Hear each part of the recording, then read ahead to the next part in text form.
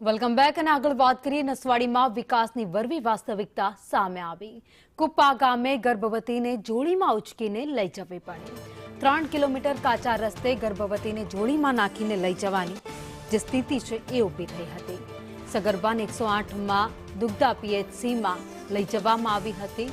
તો સગર્ભાને દુગ્ધા પીએચસીમાં બાળકને જન્મ આપ્યો છે। મહિલાને નસવાડી સીએચસીમાં રિફર કરાઈ।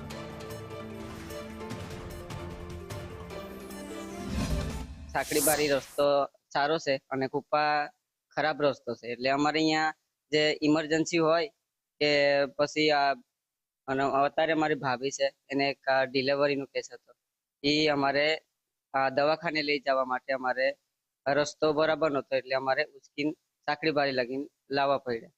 એટલે સરકારને અમારે એટલી વિનંતી છે કે જે કુપ્પાનો રસ્તો છે એ મંજૂર થઈ જવો જોઈએ। છોટાઉદેપુર જિલ્લાના નસવાડી તાલુકાના અંતરિયાળ વિસ્તાર એવા કુપ્પા ગામની જે સગર્ભા છે એને દુખાવો પડ્યો હતો ને ત્યારબાદ આ જે ગ્રામજનો છે એ આ ગ્રામજનો એને જોલીમાં લઈને નીકળ્યા હતા। સાંકડી બારી ગામે જ્યારે 108 ઊભી હતી।